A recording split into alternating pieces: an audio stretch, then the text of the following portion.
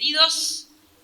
Esta es la casa de la clase trabajadora, en la cual las puertas están abiertas para todas y todos, y es un orgullo para la Secretaría de Género, Equidad y Diversidad del PIT-CNT recibir a las candidatas a vicepresidentas y sus representantes. Un aplauso para las compañeras.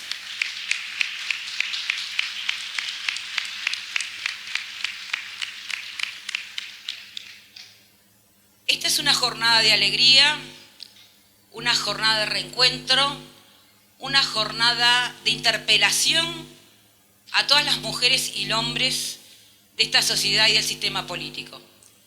Pero permitan a esta secretaría robar un minuto a una compañera que fue por más de 10 años asesora de la Secretaría y Departamento de Género del PIT-CNT, una compañera que hasta sus últimos días batalló por la igualdad de género y por una agenda de derechos de la cual todos y todas estamos orgullosos de haberla conocido.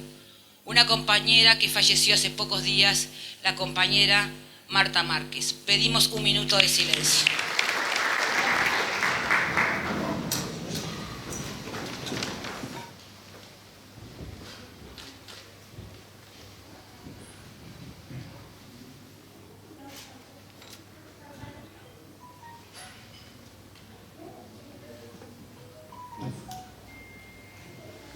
Muchas gracias.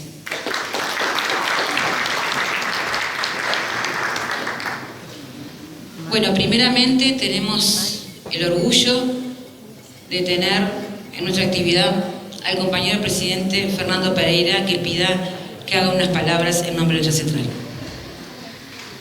Sí, brevemente todos los que conocimos a Marta sentimos cuando nos enteramos un profundo dolor, sobre todo por la calidez de la compañera, por la forma de comprometerse con la causa de los trabajadores y particularmente de las trabajadoras, construyendo en su momento y asesorando al Departamento de Género. Y esos dolores se deben de transformar después en cuestiones concretas, en acciones concretas del movimiento sindical para que no se olvide a quien fue una gran luchadora social, como otras han existido y existen en el movimiento sindical. Es un gusto para nosotros que estén las candidatas a vicepresidentas dentro de la sede de nuestra central sindical para expresar libremente lo que crean pertinente sobre una agenda claramente determinada por las mujeres trabajadoras, pero también por las distintas organizaciones del feminismo que componen la Intersocial Feminista y otras organizaciones. Pero sobre todo me parece que estamos profundizando una cuestión democrática, que es que las mujeres empiezan a tener un rol fundamental en la actividad política uruguaya. Ya es muy difícil construir una fórmula sin pensar en que esa fórmula sea paritaria en los partidos políticos, pero también ya sería imposible tener una dirección solo de varones en el movimiento sindical. Entonces estos cambios hay que procesarlos y rápidamente hay que tomar nota de que esto llegó para quedarse y no llegó para quedarse por imposición, llegó a quedarse por derecho. Y esta es una cuestión que por suerte creo que la sociedad uruguaya se está dando. Hoy hay 3 candidatas a la vicepresidenta de la República y naturalmente que esto es una novedad para el sistema político, pero consideramos que llegó para quedarse. Hay una agenda larga, por supuesto que voy a escuchar a todas, pero sobre todo considero que lo más democrático que puede pasar es que las candidatas o los candidatos a presidentes y a vicepresidentas puedan visitar las organizaciones sindicales, las organizaciones empresariales, las organizaciones del feminismo, de los derechos humanos, del cooperativismo y expresar sus ideas en torno a estos temas, porque después de todo la democracia es el acto de votar al presidente, al vicepresidente, a los representantes nacionales, a los intendentes, a los alcaldes, a los ediles, pero también hay una democracia diaria que es las organizaciones pujando por construir derechos. Y ese diálogo entre los actores políticos y los actores sociales, independientemente de las diferencias, es muy bueno que se dé y que se dé en el clima que se van a dar todos los intercambios, en un clima razonable, donde todo el mundo pueda dar su opinión y sea respetado. Así que a todas las candidatas, bienvenidas a las casas de los trabajadores y trabajadoras del Uruguay, y sobre todo, bienvenido a este cambio a la sociedad uruguaya, que, insisto, desde mi punto de vista, llegó para quedarse, y ojalá todos tengamos la fortaleza para defenderlo en todas las canchas. A nosotros nos toca la del movimiento sindical. Por cierto que cuando empezamos el secretariado más o menos había un tercio, y algunos cambios en las condiciones hacen pensar que estamos más cerca hoy de la mitad en el secretariado, que lo que nunca jamás se tuvo dentro del movimiento sindical, ¿no? Y esto es empezar por casa, lo que después vamos a reclamar a los demás. Es muy difícil reclamar que en la política haya lugar para las mujeres comprometidas con la acción política, si la primera acción que tomamos no es que en nuestra casa, en la dirección del movimiento sindical, también estén las mujeres representadas. Vuelvo a decir que es realmente un gusto que estén acá. Muchas gracias.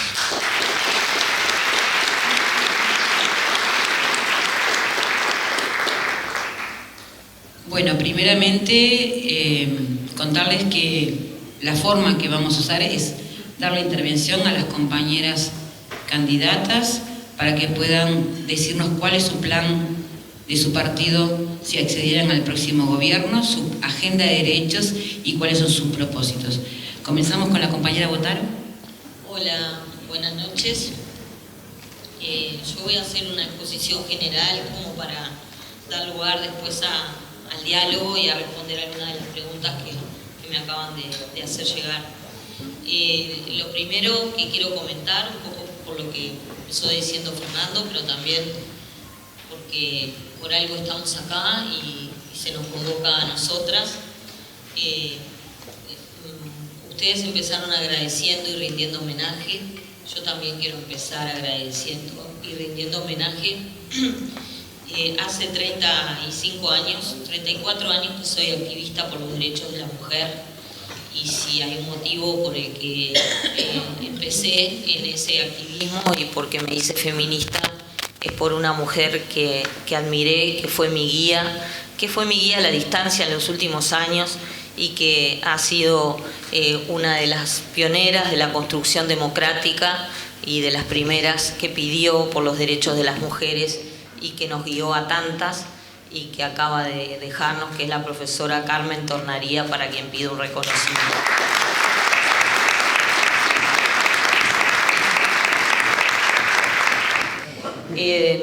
Después también me interesa dejar sentado que las mujeres que estamos en política, yo desde ayer, hace 7 meses, en febrero, puedo hablar porque no me comprenden las generales de la ley en ese aspecto.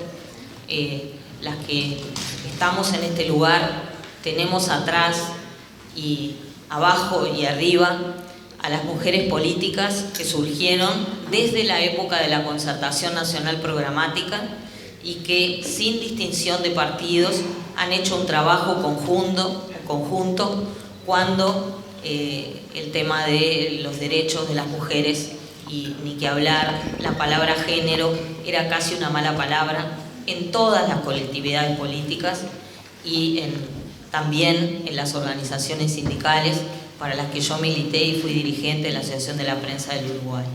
Si bien, como todas, creo que todas las trabajadoras que estamos acá sabemos que hasta hace muy pocos años hablar de género y plantear cuestiones de género en nuestros lugares de trabajo, en nuestras comunidades partidarias y en nuestras organizaciones sindicales no era visto con demasiada simpatía, y fue gracias al trabajo de las organizaciones civiles, entre las que por supuesto destaco muy particularmente la Comisión de Género y Equidad del PIT-CNT, como muchas otras, hemos hecho un trabajo de militancia muy fuerte para dar a conocer las voces de las mujeres y para hacer escuchar nuestros reclamos, particularmente los temas vinculados a la violencia de género, pero no solamente.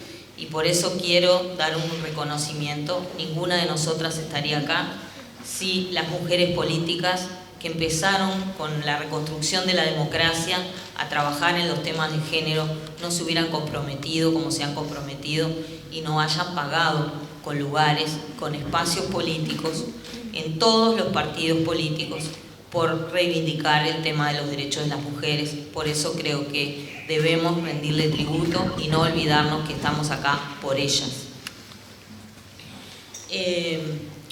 El Partido Independiente tiene en su propuesta una fuerte impronta en las políticas sociales.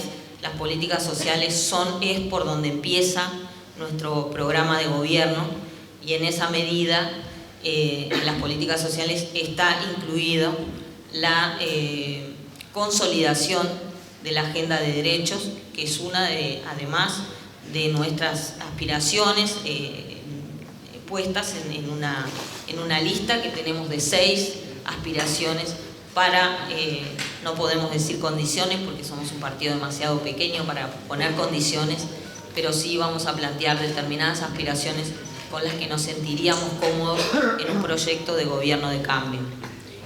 Una de esas es la de la implementación de políticas sociales robustas, y ninguna política social robusta puede dejar de incluir la agenda de derechos ya conquistados. El Partido Independiente acompañó el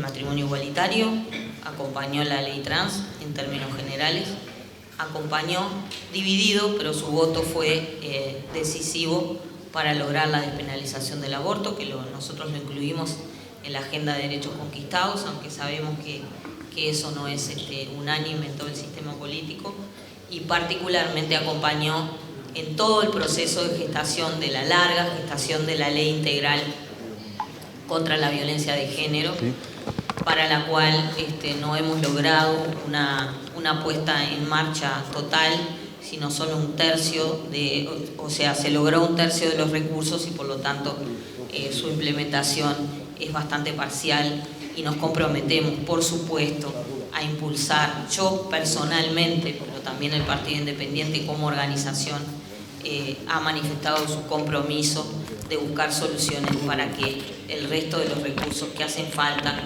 para solucionar este drama que estamos viendo día a día, no solamente por las muertas como víctima de femicidio, sino también porque en este país cada 10 minutos una mujer está denunciando ser víctima de violencia doméstica. Eso quiere decir que si cada 10 minutos hay una que está denunciando, hay muchas más que ni siquiera denuncian. Por lo tanto, por supuesto que estamos de acuerdo en que se declare una emergencia nacional, la tenemos, aunque no se declare, y apoyamos ese tipo de planteos. En cuanto a las políticas sociales, nosotros estamos impulsando, por un lado, un paquete muy fuerte para fortalecer a la primera infancia de 0 a 3 años. Eso tiene que ver con, a veces resulta que quienes no están por dentro de este tema pueden preguntar qué tiene que ver eso con los derechos de género. Los cuidados tienen todo que ver con los derechos de género y tienen que ver con el cambio de una cultura donde hace quizá 2 o 3 legislaturas atrás el tema de los cuidados eran temas que en la agenda yo cubría como cronista parlamentaria y veíamos cómo en la agenda siempre los temas vinculados a cuidados de niños, cuidados de mayores, tareas de reproducción que llamaban las feministas, siempre bajaban en la agenda porque bueno, eran cosas de mujeres de otra categoría. Una de las luchas a las que me comprometo a dar esté o no esté en el Parlamento en la próxima legislatura es a que esos temas que eran considerados de mujeres y por lo tanto de segunda sean considerados como temas de primera, porque son de primera para más de la mitad de la población del Uruguay y creo que para la otra mitad también, y por suerte estamos también dando la batalla cultural para que lo entiendan como tal. Por supuesto que el sistema de cuidados es un planteo que el Partido Independiente ha apoyado y bueno, dentro de nuestras políticas sociales está también la propuesta de reforma de la educación, creando básicamente, hablando sobre este tema, está dentro de esa propuesta de reforma educativa está el planteo de la generación de comunidades educativas donde los profesores y los directores de esas comunidades tengan un compromiso de al menos 2 años de permanecer en el centro, lo cual, bueno, y la generación de todo un sistema de apoyos sociales, porque sabemos de la situación explosiva que están teniendo las familias, de las situaciones de violencia y de las situaciones, no necesariamente de violencia, pero sí de fuerte tensión, por una serie de problemas que después en todo caso podemos hablar, que implica que nadie pueda ni enseñar ni aprender en un contexto de explosión social. No estoy diciendo que en el Uruguay haya una situación de explosión social, que gracias a Dios no la tenemos, pero sí tenemos una fuerte impronta de tensiones familiares que se reflejan en los centros educativos y que a nosotros nos parece que con equipos docentes y con una gobernanza que entienda que las comunidades educativas son centrales, puede apoyar a todo el grupo familiar. Tenemos, por supuesto, dentro de inclusión social, una política de tratamiento del sistema de la seguridad, la política de seguridad. No me voy a extender en eso en este momento porque me parece que no viene al caso, pero sí le damos un énfasis muy grande al tratamiento de las adicciones, prevención, tratamiento y rehabilitación, porque creemos que son temas que tienen mucho que ver con los derechos también. La salud mental es un derecho.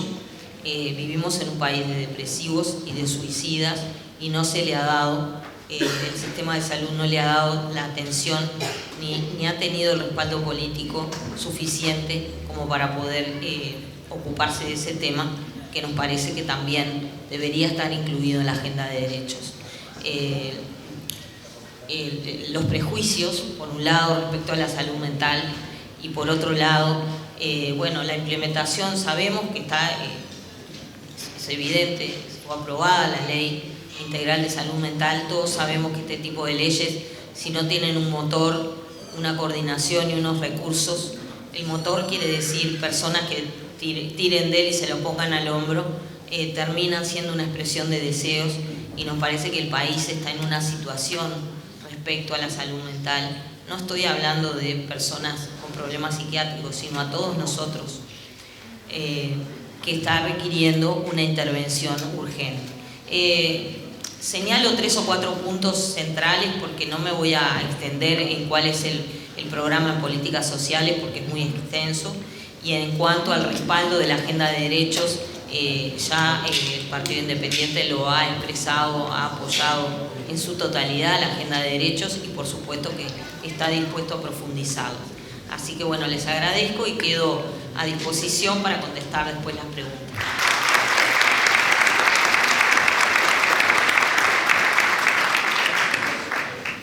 Seguidamente le damos la palabra a la compañera del Partido Nacional, Peuquén. Buenas noches para todos.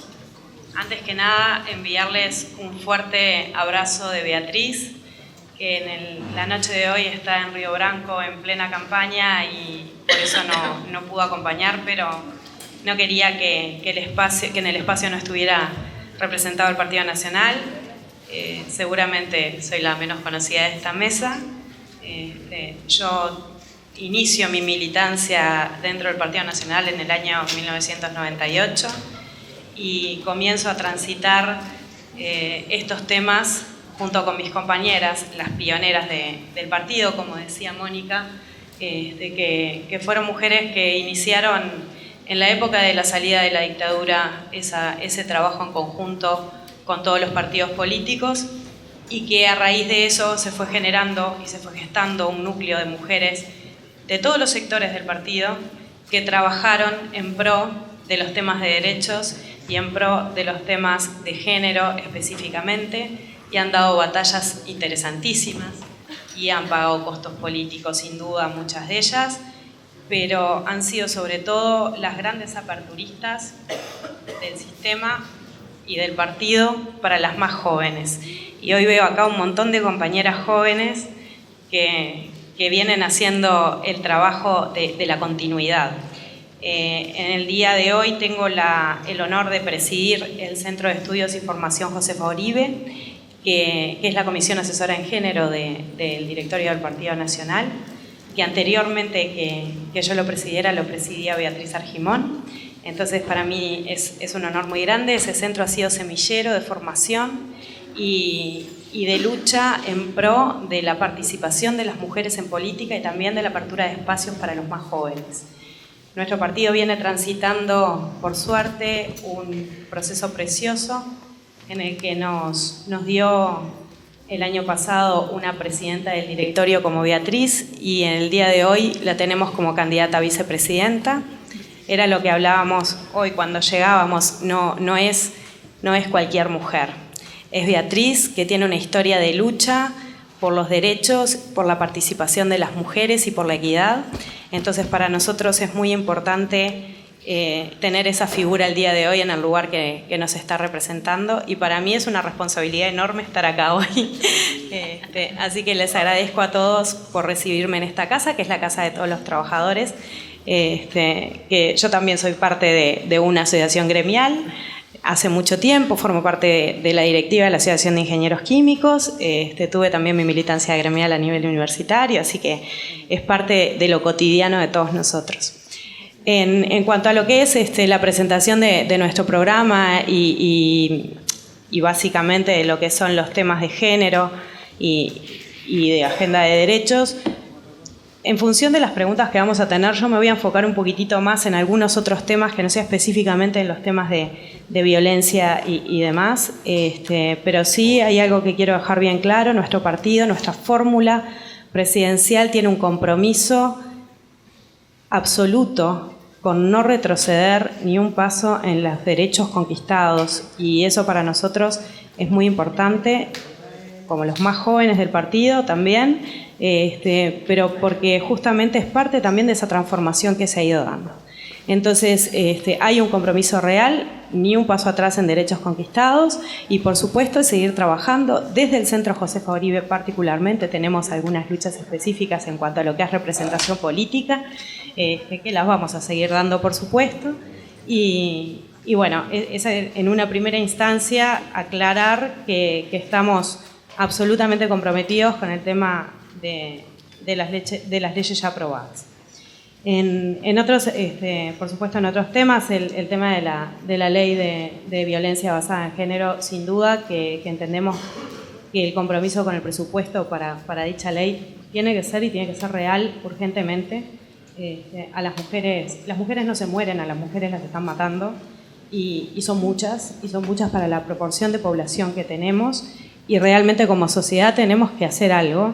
Tenemos que visibilizar más el tema, estamos entrando como en una especie de naturalización de este problema y ya no nos llama la atención cuando escuchamos que hay una mujer que otra vez fue muerta por su pareja o por su expareja. Entonces es importantísimo que sigamos visibilizando el tema y que sigamos generando campañas de concientización. Por otro lado, también el trabajo en grupos vulnerables específicos, como por ejemplo un programa de apoyo específico para los afrodescendientes. Sabemos que existe una alta correlación entre la pobreza y la población afro y sigue siendo uno de los grandes problemas que tenemos a nivel social, entonces entendemos que es indispensable la aplicación efectiva de los regímenes de cuota para acceso laboral al Estado y otros mecanismos de acciones afirmativas vigentes, pero también entendemos que es importante en este sentido que la comunidad colabore y trabajar con referentes de la comunidad para poder impulsar y para poder generar de esa manera la visibilización de casos en positivo que sean inspiradores para parte de la sociedad. Además, por supuesto, de trabajar a nivel educativo y a nivel de todas las voces sociales en el tema de primera infancia y en el tema de los más jóvenes, también la educación y el trabajo para la no discriminación es fundamental desde la base.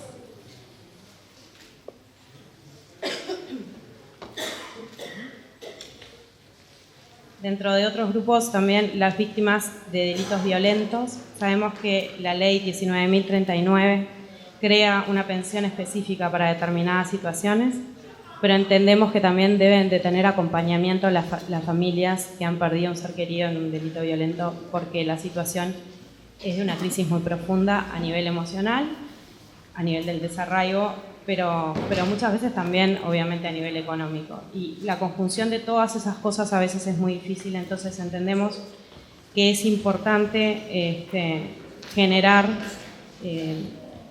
un sistema de contención, fortalecer y expandir la red de atención y de contención de esta población con acciones coordinadas entre el MIDES, el Ministerio del Interior, el Ministerio de Salud Pública y los gobiernos departamentales para poder contener y acompañar a esas familias en el proceso de su duelo también.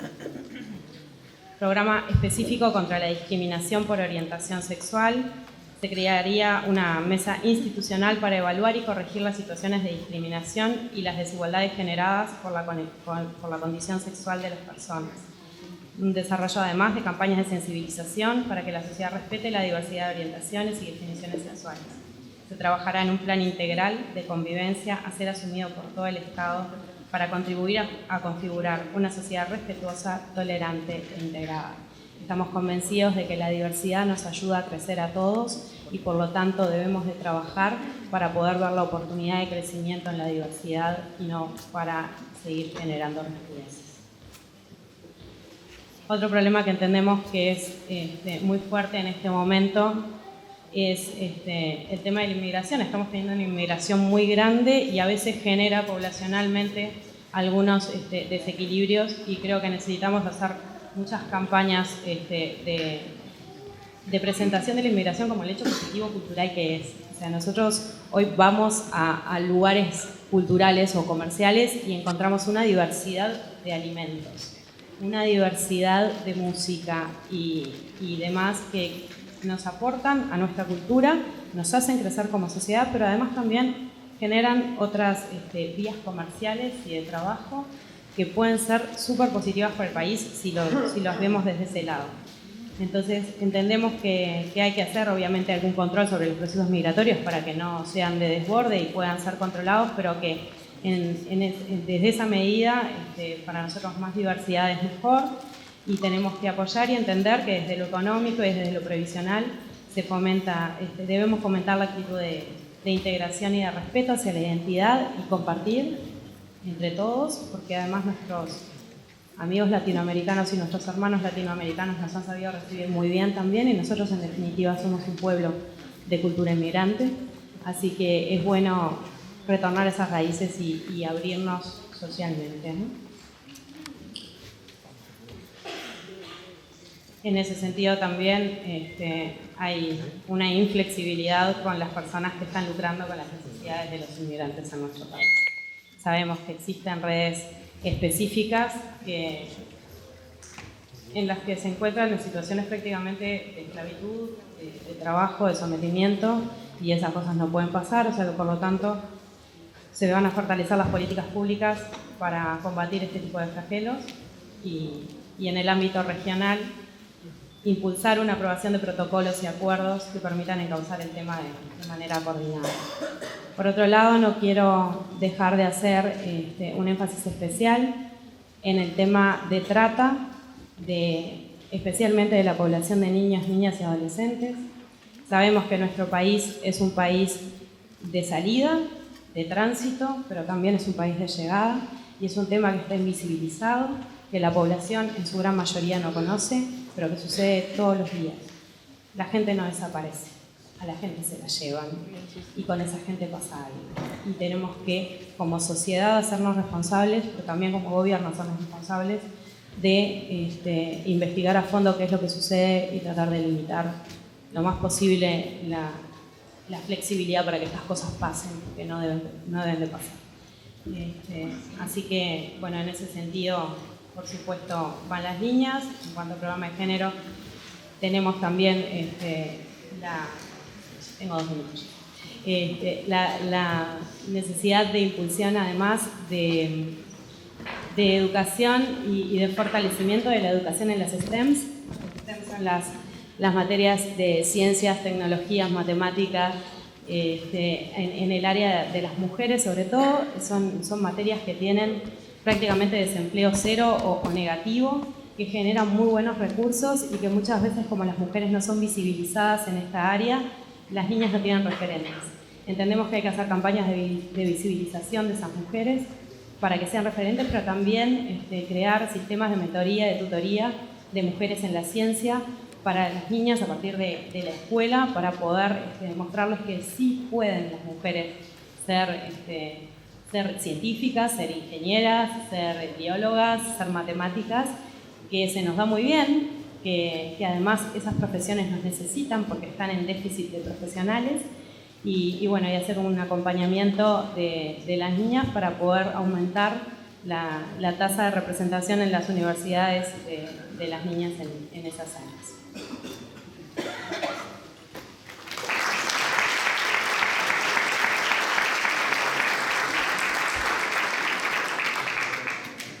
Le damos la palabra a la compañera Villar.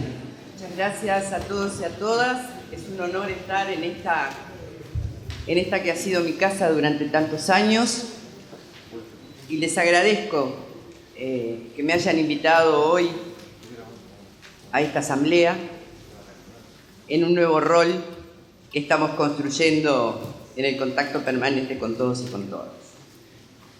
En primer lugar, me reivindico como trabajadora y por lo tanto digo que esta es mi casa, y como dije el día que asumí, mi universidad fue el movimiento sindical, en particular la Federación Uruguaya de la Salud, en la cual milité durante tantos años y en la cual también identifico como una federación vanguardista en este proceso de abrir puertas hacia las necesidades de las mujeres en un gremio esencialmente femenino, pero donde no teníamos la misma participación de lo que realmente expresaban nuestras bases.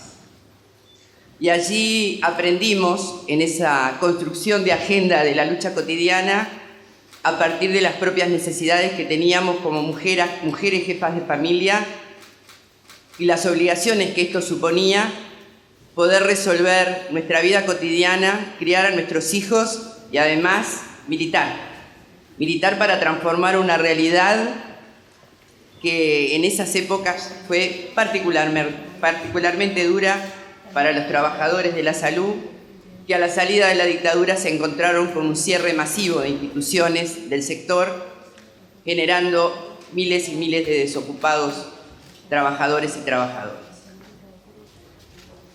Y como dicen algunos dichos, así se templó el acero. Uno va desarrollando fortalezas a medida que se pone en juego. Y a las mujeres a veces se nos mide o se nos pide que midamos mucho más que los hombres si tenemos el temple, porque es difícil separar el papel reproductor al de productor, y porque, en definitiva, tenemos un rol instaurado desde una concepción patriarcal que nos hace sentirnos hasta culpables cuando salimos a pelear por nuestros derechos o defendemos nuestro salario, Esas contradicciones se van resolviendo en la práctica, cuando nos empoderamos de que efectivamente somos mujeres, somos militantes, somos madres, somos luchadoras, tenemos voz, podemos gritar y a veces no estar tan arregladitas, pero a veces arreglarnos un poquito. Y en ese proceso uno viene de historias, somos el resultado de nuestras propias historias, porque vengo de una abuela peona rural, porque vengo de una madre empleada doméstica y cocinera después, y porque cuando vengo a esta mesa en representación de mi fuerza política, tengo para poner arriba de la mesa cosas que son tan caras para la ciudadanía hoy y que hacen que Uruguay sea reconocido como la democracia más inclusiva de América Latina. Y eso para mí es un honor, lo que no quiere decir que no sea consciente desde este rol y desde el otro en que estuve de todas las cosas que nos quedan por hacer. Pero en este ámbito yo reivindico que a partir del 2005 se instalaron en este país los consejos de salarios y se aplicó una ley de negociación colectiva que es garantista para los empresarios y los trabajadores. Y que en ese ámbito, esos consejos de salario permitieron que las mujeres y nuestras peleas pudieran verse reflejadas en los acuerdos salariales de nuestros propios sectores. Y ahí aparecieron por primera vez en acuerdos salariales no solo fijación de cuál iba a ser el rubro del aumento, sino que aparecieron las ventanas de aportes para guarderías, de medio horario por maternidad, que lo ampliamos después por lactancia, que lo ampliamos por adopción, y se dio no solo en los ámbitos públicos, sino en particular esas primeras señales de aplicación de nuestros derechos en el marco del salario fueron impulsadas por las mujeres organizadas. Pero también es verdad que junto con esto y el resultado de las fórmulas paritarias es el resultado de los movimientos feministas, que estuvieron por fuera de las estructuras tanto orgánicas de la central como de los partidos tradicionales, y que influyeron e influenciaron para que estos fenómenos invadieran lo ya estructurado y generaran y abrieran puertas a partir de la movilización que se dio en la calle. Porque ese es el papel que tienen los movimientos sociales, tanto el sindical como las organizaciones de jóvenes o de mujeres. Impulsar y avanzar a la democracia para forzarla a que dé los pasos que a veces las estructuras rígidas les cuesta sustancialmente. Avanzar en beneficios en los consejos de salario, donde se incluyeran cláusulas específicamente para las mujeres, es un logro de las mujeres organizadas en el movimiento sindical, pero también tiene como aliada sustancial el movimiento feminista que se viene desarrollando en este país y que los 8 de marzo para con nosotros. Y para por reivindicaciones concretas. Y no sesgamos el campo. Sabemos que nuestras reivindicaciones específicas están en el marco del conjunto del movimiento social uruguayo. Que si se pierde la calidad de los consejos de salarios, como hoy está planteado en discusión, también vamos a perder en calidad las mujeres, porque no es solo de salario que hablamos. Hablamos de condiciones de trabajo, hablamos de tiempo de descanso, hablamos de ropa, hablamos de maternidad, de lactancia, de adopción, de hijos con discapacidad, y peleamos también porque esos derechos tengan que ver con la coparticipación en la educación, y también eso es parte de una conquista de los movimientos sociales. Hombres y mujeres tenemos responsabilidad frente a nuestros hijos, pero hubieron que pelear leyes que así lo ampararan, como cuando tenemos hijos con discapacidad severa. Han sido parte de las luchas de los movimientos sociales que se ven reflejadas hoy en nuestros propios consejos de salario. Suponer que se puede plantear una rebaja de esas condiciones supone retroceder a la década de los 90, donde tristemente podíamos garantizar un aumento de salario que no llegara al 90% del IPC. Y eso es una historia que todas las que estamos acá hemos vivido. Y sabemos como mujeres, jefas de familia, lo que eso repercute cuando tenemos que pagar un alquiler o tenemos que afrontar la alimentación de nuestros hijos. Pero hemos avanzado mucho más, porque en esta agenda de derechos y en el movimiento social en particular, hemos reconocido el trabajo doméstico y hemos regulado su trabajo doméstico y hemos establecido que son 8 horas de trabajo. Y hemos reconocido, y en esa pelea, sabiendo que todavía queda mucho para hacer, las hemos dejado de ser invisibilizadas. No son sirvientas, son trabajadoras domésticas que tienen una ley que las ampara.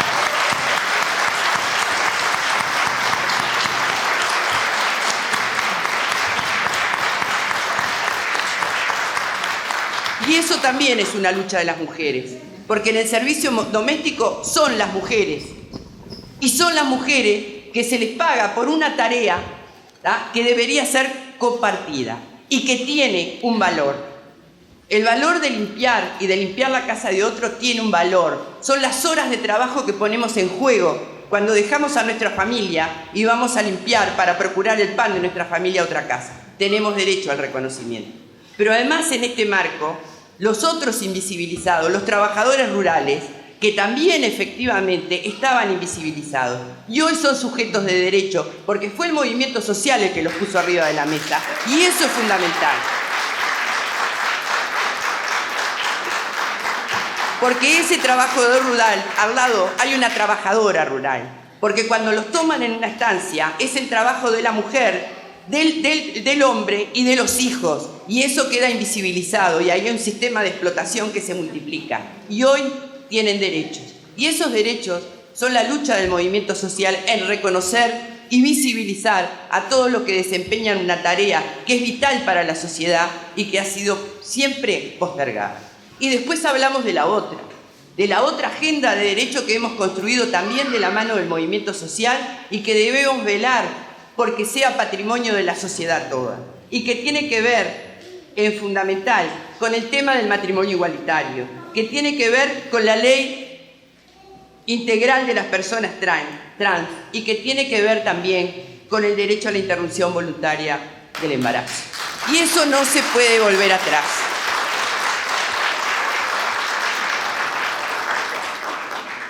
¿Por qué? Porque esto supone el reconocimiento también de los invisibles.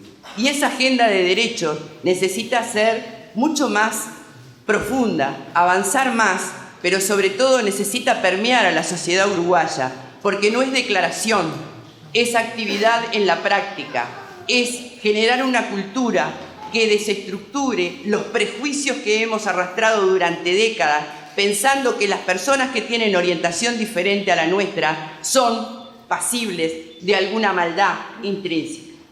Y hemos visto cómo las personas trans han sido sometidas también desde la sociedad por tener una orientación que les es propia a las condiciones más bajas, al suburbio, a lo que está oscuro. Alguien dijo por ahí, no quieren revolear la tanga, en una degradación de quienes no han tenido la posibilidad, por su orientación, a tener acceso a la educación y a trabajos que los dignifiquen y no a quedar solo en la sombra de la prostitución. Por lo tanto, esos derechos tienen que matrizar la educación y tienen que ser parte de una sociedad que cada vez profundice más su concepción de democracia, porque los tiempos así lo indican. Si queremos una sociedad de iguales, tenemos que saber que todavía quedan muchos desiguales por los que hay que seguir trabajando y hay que atenderlos en forma diferencial. Y cuando hablamos de que en estos 15 años de gobierno hemos rebajado la pobreza que recibimos en un 40%, y hoy está en un 8%, sabemos que en ese 8% todavía la pobreza tiene cara de mujer. A las mujeres con hijos a cargo nos cuesta mucho más salir de la pobreza y es necesario, no con monitoreos ni con líderes, es necesario políticas públicas que intervengan en forma transversal apoyando a esas mujeres para que puedan salir de la pobreza en forma sostenible, generando trabajo protegido, generando condiciones que le permitan a ella y a sus hijos poder tener igualdad de oportunidades desde el punto de partida, y eso se logra con intervención del Estado, no con voluntarismo. Es el Estado que tiene que definir recursos para esas poblaciones en forma focalizada que hoy son el núcleo duro de la pobreza. Nos cuesta mucho más a las mujeres salir de la pobreza, porque en general quedamos solas. Y solas es muy difícil arrastrar a nuestros hijos para que tengan igualdad de oportunidades. Y el Estado tiene una obligación donde las políticas sociales deben estar dirigidas. El tema de la violencia de género no se resuelve solo y es un debe darle presupuesto a la ley 19.580. El tema de la violencia de género necesita políticas transversales que le garanticen a la mujer que es víctima de violencia de género que va a tener un lugar a donde ir. Y no es solo refugio, que va a tener para separarse del agresor, por poder resolver su vivienda, poder recibir un trabajo y poder tener una vida sustentable que no la haga recaer en volver con el violento porque no tiene dónde comer ni dónde vivir. Y eso es un deber del Estado. Ayudar a que el proceso de las víctimas de violencia doméstica tengan un proceso de continuidad y de emancipación en serio, apuntalándolas y respaldándolas. No solo de lo psicosocial, acá tienen que intervenir las políticas de vivienda, la política de educación y el sistema de cuidados, porque esas mujeres para salir a trabajar necesitan un potente sistema de cuidados que les permita saber que sus hijos van a estar protegidos para que ella pueda realmente emanciparse del victimario que la ha venido destrozando. Esas políticas son los compromisos que tenemos que asumir, que no serán solo el papel del gobierno, sino que serán parte de la incidencia que los movimientos sociales tengan para garantizar que los derechos que hoy están consagrados en el papel se transformen en una realidad cotidiana de hombres y mujeres en este país. No va a haber avances si las leyes no se concretan, si no hay gente peleando por sus derechos en la calle organizadamente y sabiendo que tenemos mucho por hacer.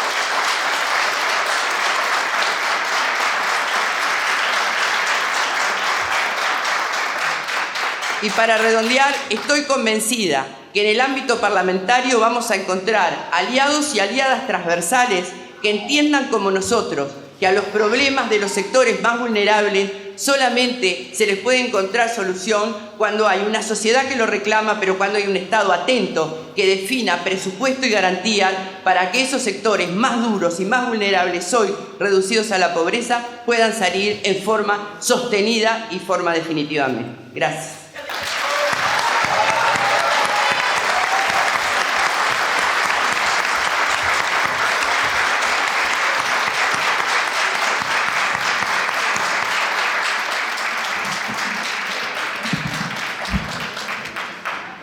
Bueno, primero que nada, yo quiero hacer una aclaración porque me parece súper importante. Cuando le alcancé el papelito a las 3 compañeras que les quedaban 2 minutos, las compañeras cumplieron el plazo impecablemente, cosa que solamente pasa entre mujeres. Por lo tanto, un aplauso para las 3 compañeras.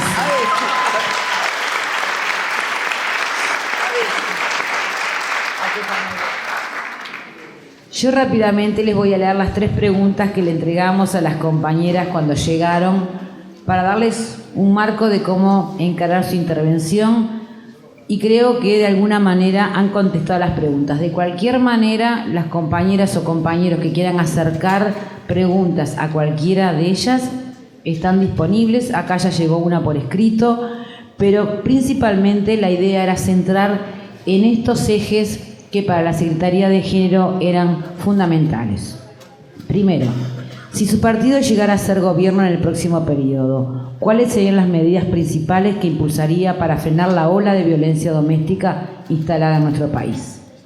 Creo que las 3 compañeras hicieron referencia al tema.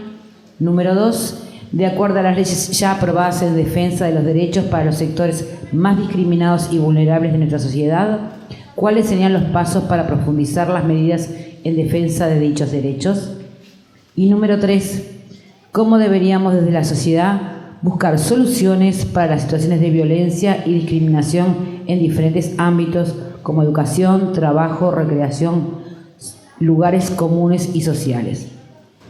Nos acaba de llegar la primera pregunta a la mesa y nos aclaran que es para las 3 compañeras que están en la mesa. La pregunta es la siguiente y dejamos abierto para alguna compañera o compañero que quiera hacer llegar alguna otra más. ¿Cómo se buscarían políticas para terminar con la brecha salarial, llegar a la igualdad y corresponsabilidad desde el Estado? ¿Y cómo se lograría acceder a los lugares de decisión sin discriminación? Compañero Otaro. ¿Puedo salirme un poco del libreto? Quisiera hacer un comentario sobre... Tiene permitido. Gracias. Algún comentario porque sin afán de generar un debate, las mujeres que hacemos política y las feministas en general cuando representamos a distintos partidos no entramos en debate entre nosotros, entre otras cosas porque tenemos muchísimos más acuerdos que divergencias. Pero estamos a 38 días de las elecciones y yo no puedo dejar de señalar que estoy completamente de acuerdo con todo el planteo de Graciela. Es más, hace muchísimos años que me jacto de haber peleado para eso en la calle. No falté a ninguna marcha, ni de 8 de marzo ni de 25 de noviembre. Desfilé en las llamadas, o sea que hice mi papelón en función también de esta lucha. Y por lo tanto creo que puedo hacer este comentario, y es que nosotros tenemos que tener presente que acá hay un gobierno todavía en funciones hasta el 1 de marzo, tiene más de 6 meses para actuar y Graciela es candidata del gobierno y por lo tanto me parece que sería importante señalar que se le podría pedir medidas urgentes para esta tragedia que es la violencia de género al gobierno actual, porque si no, si vamos a este rumbo hay 17 muertas y se proyecta que de aquí al 1 de marzo, si seguimos con ese ritmo, va a haber 10 más y son muertes prevenibles.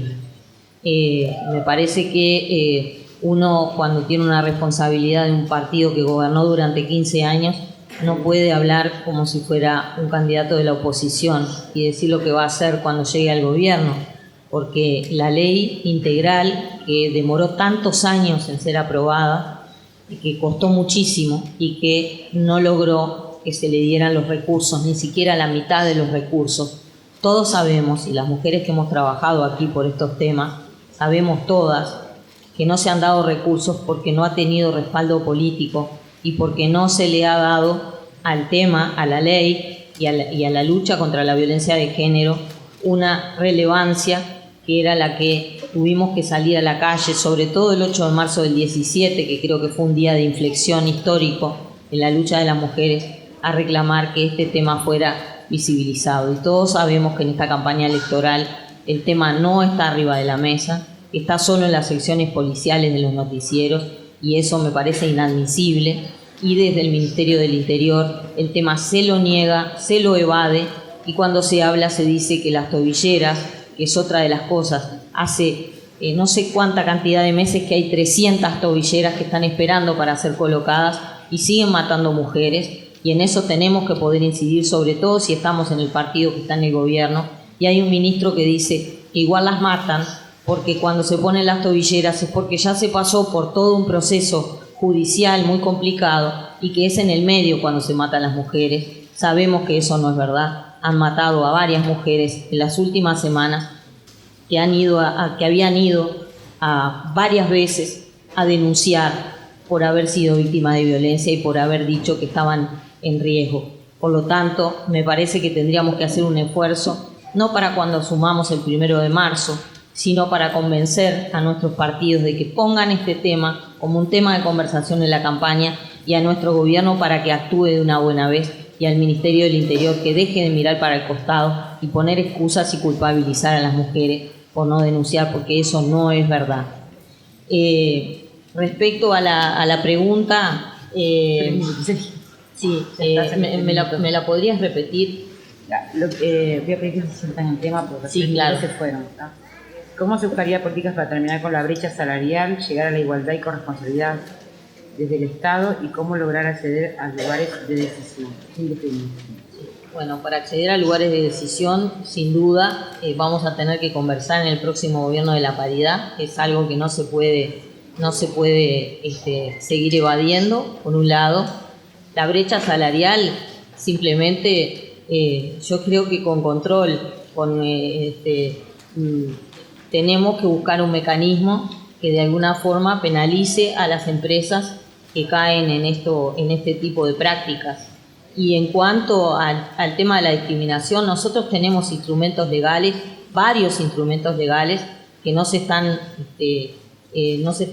utilizando por falta de recursos, entre ellos la ley integral y después las leyes antidiscriminación, como decíamos, y estoy de acuerdo y muy orgullosa de que tenemos una de las pocas, lamentablemente, democracias plenas del mundo. Tenemos instrumentos legales para combatir la discriminación. Lo que hace falta quizá es un poco más de decisión política y de jerarquización del tema para que realmente se aplique en la práctica esos instrumentos.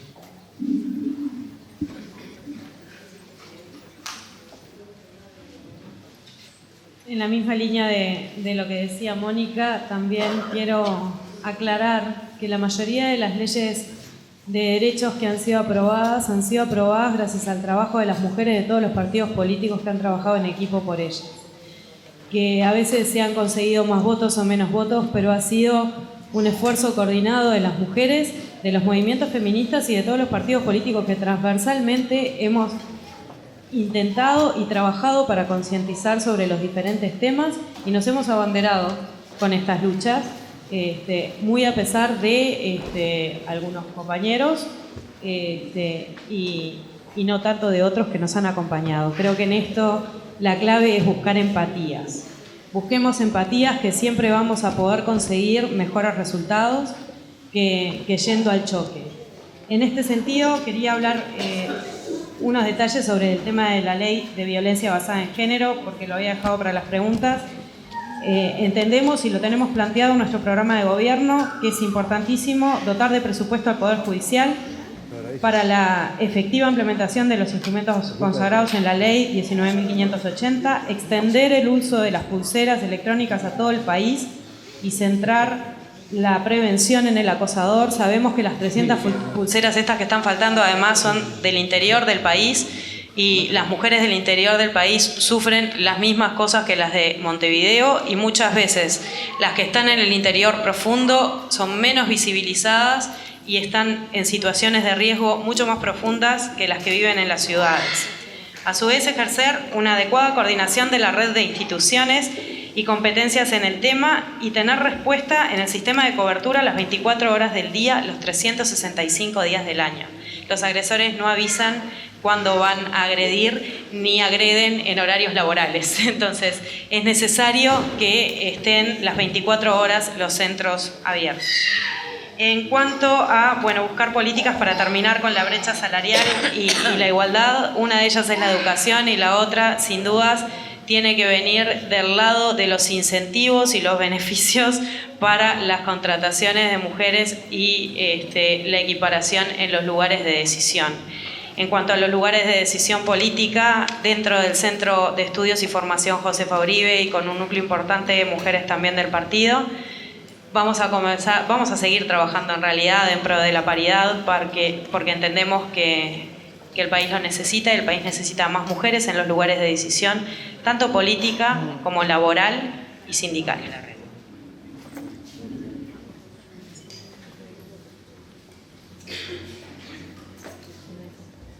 En primer lugar, como me tocan las generales de la ley, fui aludida, quiero aclarar que cuando hablé de las leyes aprobadas en este periodo, reconozco la empatía transversal, y lo dije a texto expreso, de muchas mujeres que integran otros partidos que no han tenido la correspondencia en los votos necesarios. Ha sido a partir de que tuvimos las mayorías parlamentarias, con el apoyo del Partido Intransigente en algunas leyes, que hemos podido avanzar. Eso, somos mujeres políticas y eso lo sabemos. Hay leyes que han sido acompañadas por uno u otro sector, pero no todas. Entonces, somos mujeres políticas y asumimos que es parte.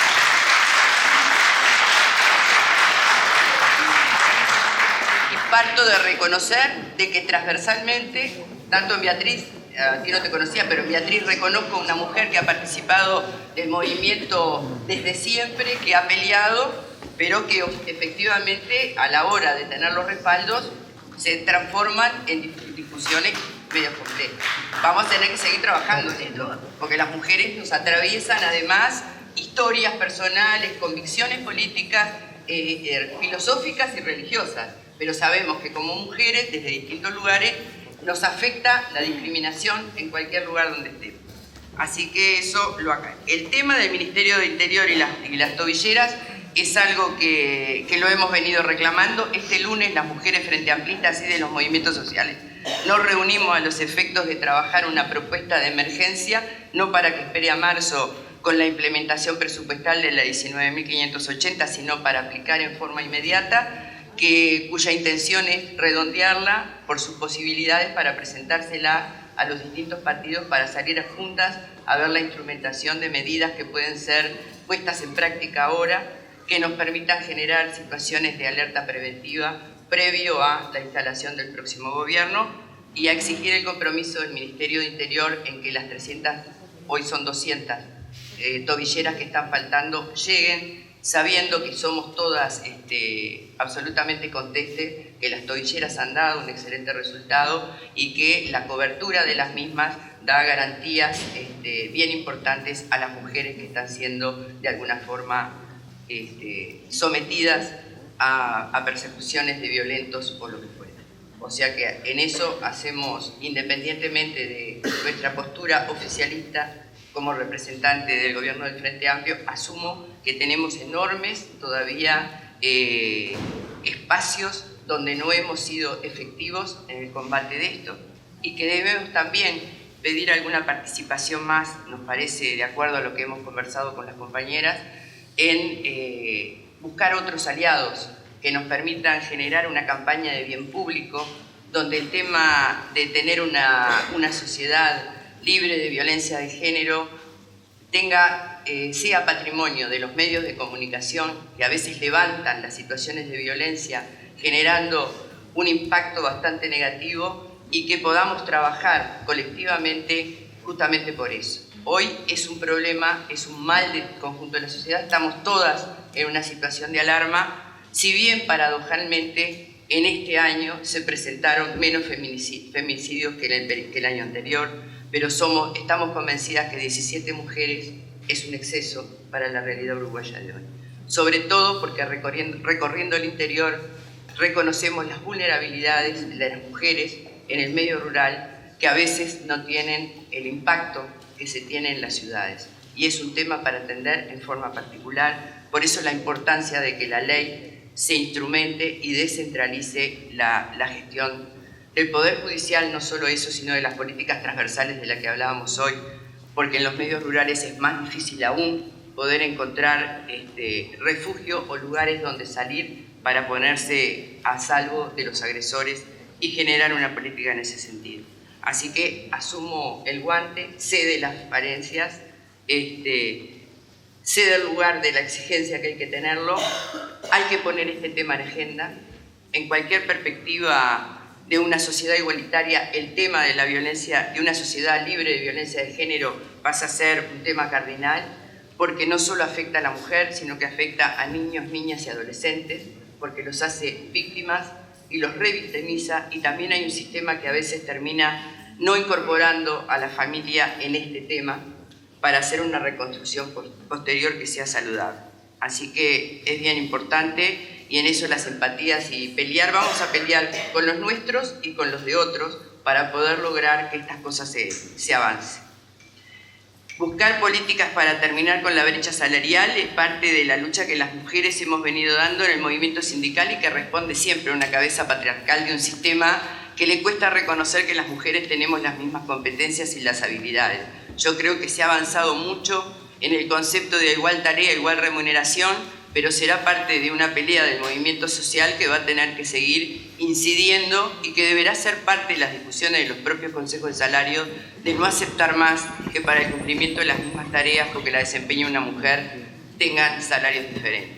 Lo otro es seguir desconstruyendo entre todas una estructura patriarcal que nos somete a un segundo plano, aunque después se nos exige que estemos en el primero. Esa era una de las preguntas. ¿Sigo con las otras? ¿Sí? No. Me quedamos. Explico. Si algo está acoplando, no sé. Y vamos, tengo acá 3 preguntas, por lo tanto vamos a dar lugar a 2 preguntas más.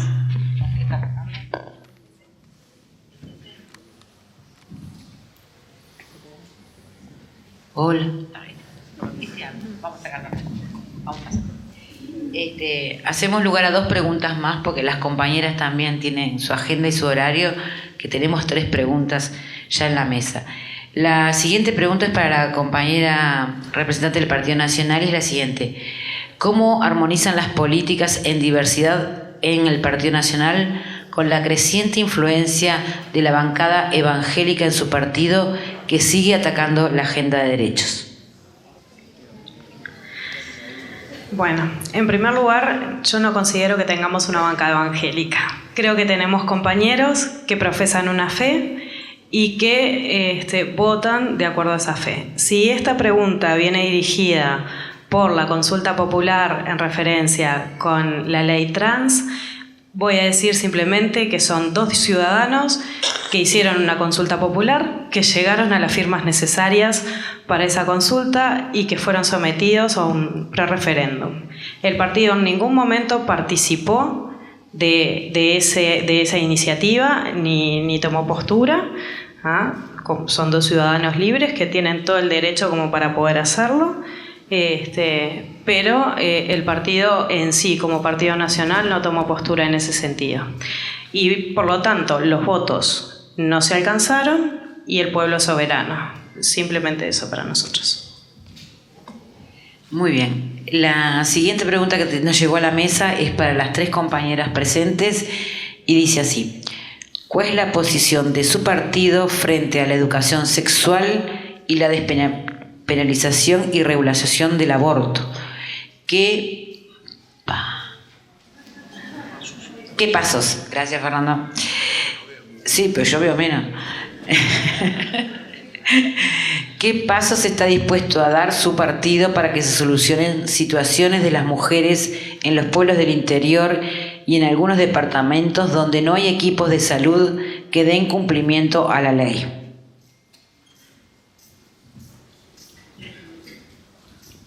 estaría bueno en alguna de las preguntas cambiar el orden, porque si no terminamos siempre con el mismo remate.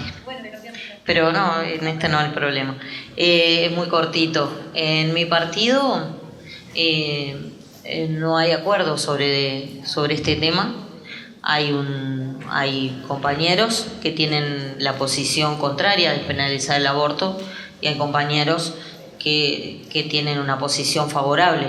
Yo hace 30 años que he escrito sobre el tema y tengo una posición favorable, y cuando se aprobó la ley, el voto de uno de nuestros legisladores que tiene una posición favorable fue decisivo para aprobarla. De todas maneras, el Partido Independiente es un partido respetuoso de las leyes y por lo tanto, una vez que esta ley está en vigencia, no solamente ya se dijo en forma expresa que a nadie se le ocurre promover una repenalización. Yo no estaría en el partido si lo hiciera, y creo que muchas otras mujeres y hombres tampoco. La ley es ley y hay que respetarla, y en la medida en que esa ley está, tiene que garantizar que todas las ciudadanas que tienen que hacer uso de esa ley tienen que tener garantizado que lo puedan hacer. Por lo tanto, todas las iniciativas que se planteen a ese respecto las vamos a apoyar. Somos favorables a que en todos los departamentos existan médicos. Sabemos que hay uno, que es Alto, si no me equivoco, donde no hay ginecólogos que puedan hacer abortos, porque todos han hecho objeción de conciencia. Nosotros creemos que por un tema de igualdad ciudadana, las salteñas tienen todo el derecho a que un médico pueda hacerles el aborto cuando lo requieran, y creemos que el Estado, desde el Ministerio de Salud Pública, tiene la obligación de garantizarles el ejercicio de ese derecho. Vamos a cambiar el orden. Ahora tiene la palabra Graciela Villar. Bueno, muchas gracias. Para nosotros, en el próximo periodo de gobierno, lo que se trata es de seguir fortaleciendo la implementación de la ley de interrupción voluntaria del embarazo, avanzar en ella y garantizar el acceso efectivo a aborto seguro en todo el territorio nacional, independientemente de las objeciones de conciencia. Tenemos ahí que analizar que el Ministerio de Salud Pública o los efectores privados de salud dentro del sistema deberán garantizar a las mujeres que voluntariamente quieran hacer la interrupción del embarazo las garantías necesarias para que lo mismo lo hagan. La objeción de conciencia no puede ser un obstáculo.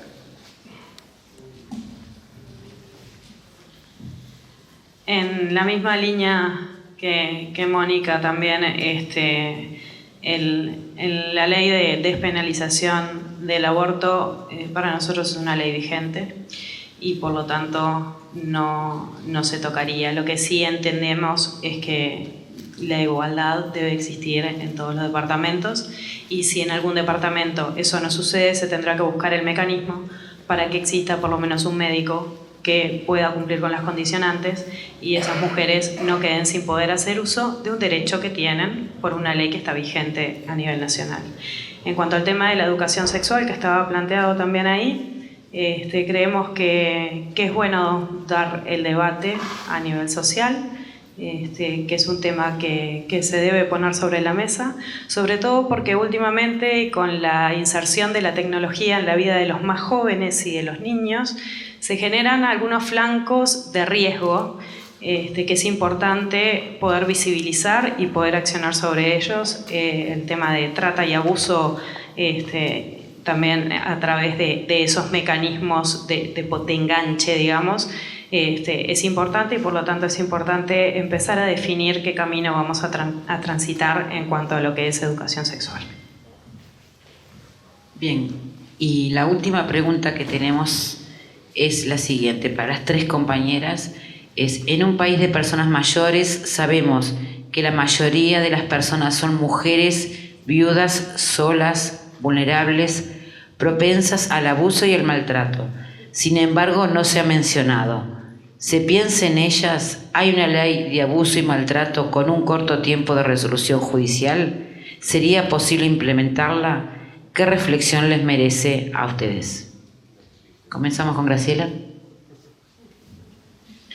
Justamente el tema del maltrato en las adultas mayores es parte de una ley que ya existe, como los adultos mayores libres de maltrato. Creo que hay que trabajar más el tema del adulto mayor y también hay que generar dentro de las políticas de género las situaciones de salida y amparo para las mujeres que están vulnerables o con discapacidades o víctimas de maltrato, y las tenemos que considerar en el mismo rol que hablamos del maltrato para el común de las mujeres, porque son doblemente vulneradas por edad y además por su condición de mujeres. Así que hay que seguir trabajando en que esa ley se aplique y que se generen las protecciones necesarias para el amparo de ellas como de las otras.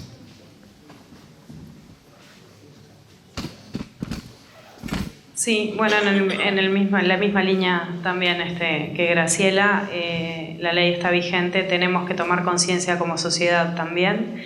Las mujeres más grandes a veces, al estar solas y ser hay algo que me está acoplando y no sé, ahí está, era ese. Quedan como invisibilizadas en su situación. Es necesario generar conciencia. Es necesario trabajar en profundidad en la ley, pero sobre todo es necesario educar socialmente.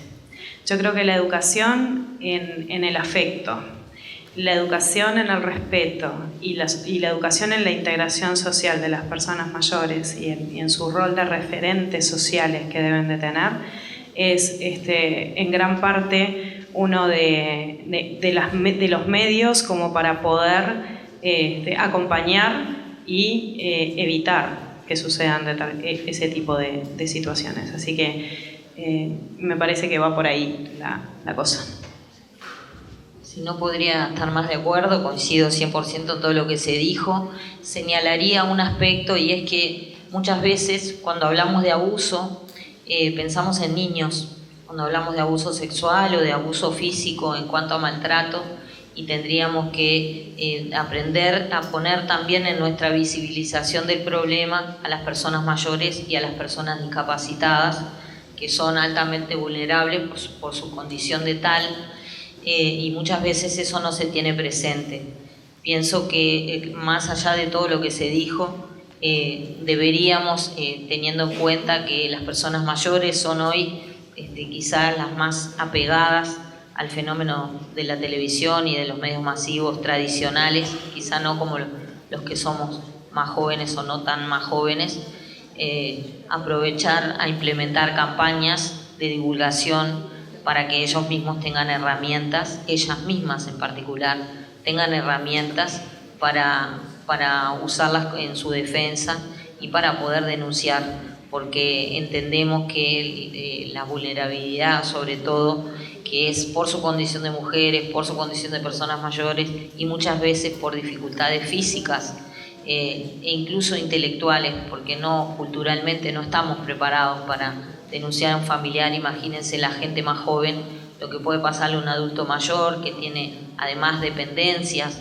en varios aspectos de las personas de su familia, que probablemente son quienes ejercen el abuso sobre ellos.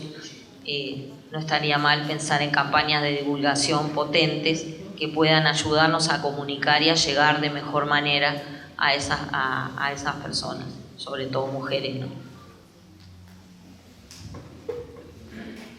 Compañeras y compañeros, no ha llegado ninguna pregunta más a la mesa.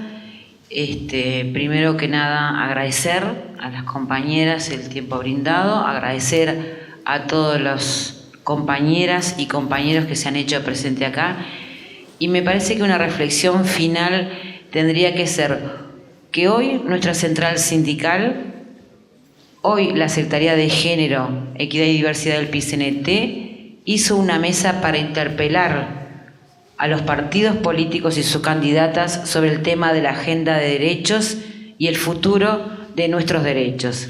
Y también hoy debemos asumir como movimiento sindical que debemos interpelarnos en la movilización, en la defensa, en la justicia y por un futuro, por un Uruguay mucho mejor, más equitativo y sin discriminación.